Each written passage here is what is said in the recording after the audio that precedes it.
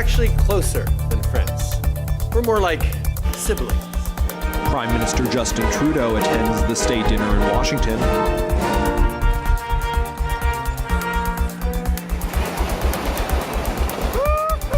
Japan remembers the tsunami that tore through the country 5 years ago. He is actually a very intelligent man who cares deeply about America. Former Republican candidate Ben Carson endorses Donald Trump. On the stage, and there's the one who's very Hi, and welcome to Humber News. I'm Marino Greco, coming to you from our newsroom here at Humber College North Campus. For the first time in 19 years, a prime minister has been honored at a state dinner. Barack Obama and Prime Minister Justin Trudeau dined together last night at the White House. The dinner has some saying that the relationship between Trudeau and Obama is a bit of a bromance. Obama started the night by thanking Trudeau and his family and praising the relationship between Canada and the United States. Although the night was formal, the two couldn't resist cracking some jokes at each other's expense. Values that we share. Where else would we see a community like Cape Breton, Nova Scotia, welcoming Americans if the election does not go their way? We have shared parentage, though we took different paths in our later years. We became the stay-at-home type, and you grew to be a little more rebellious.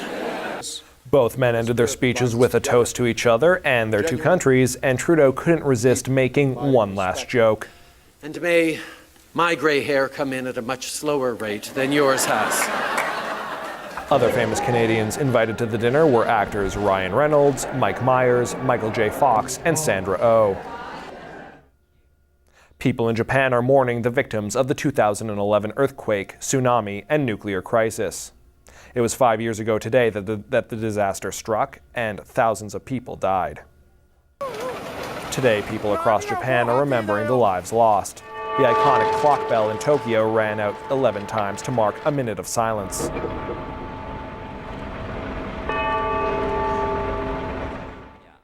The Japanese emperor and empress led the national memorial in Tokyo to commemorate the victims.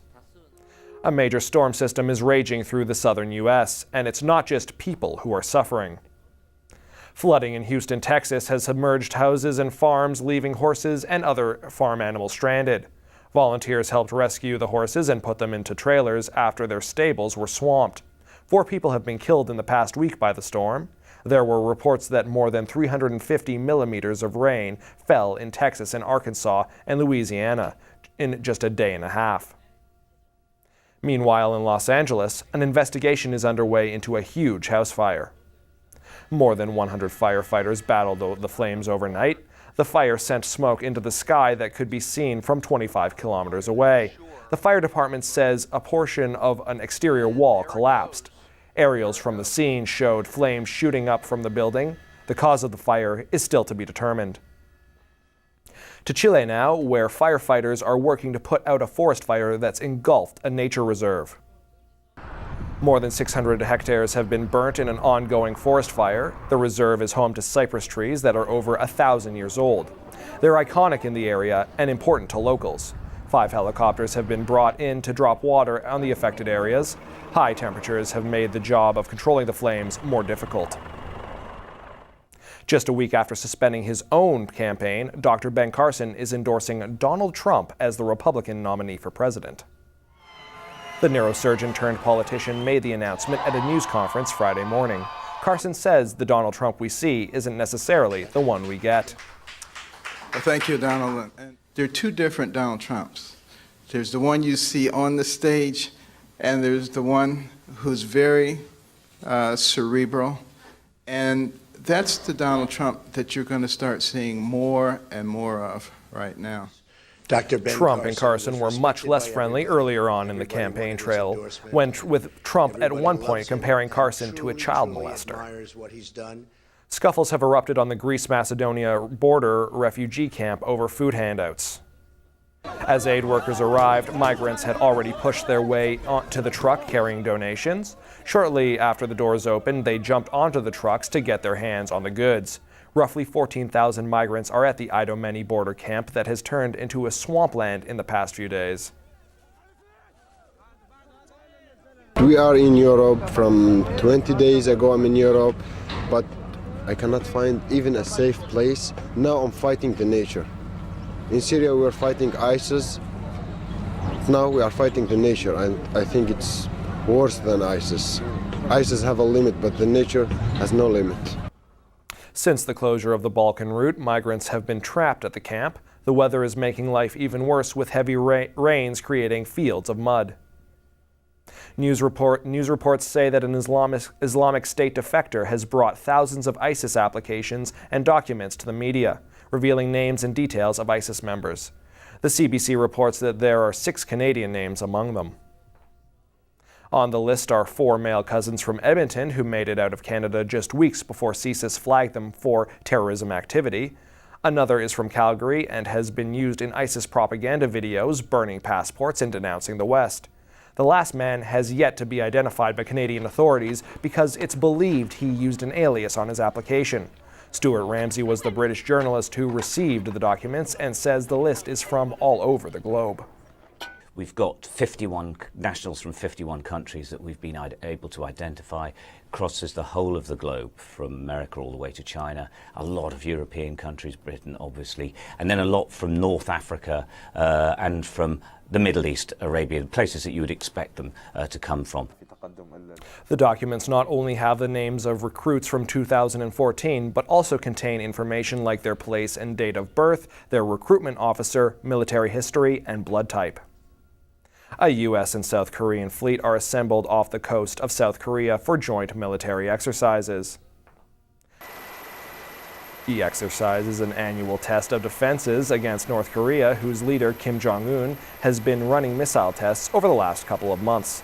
North Korea has called the drills nuclear moves and has threatened to respond with an all-out offensive. The U.S. says the Australian and New Zealand armies also engaged in the drills.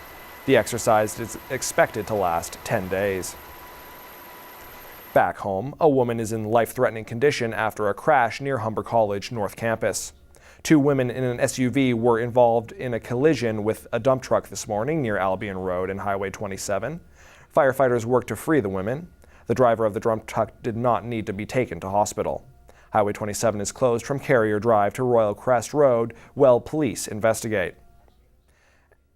And here at Humber, the HSF voting booths will soon close, putting an end to this year's elections. The positions up for grabs are all Humber campuses, are VP of Student Life, VP of Student Affairs, and seats on the Board of Directors, and of course the position everyone's been talking about, HSF President. There are only 2 presidential candidates on the ballot. Current President Ahmed Tahir and his opponent, Joel Calderola.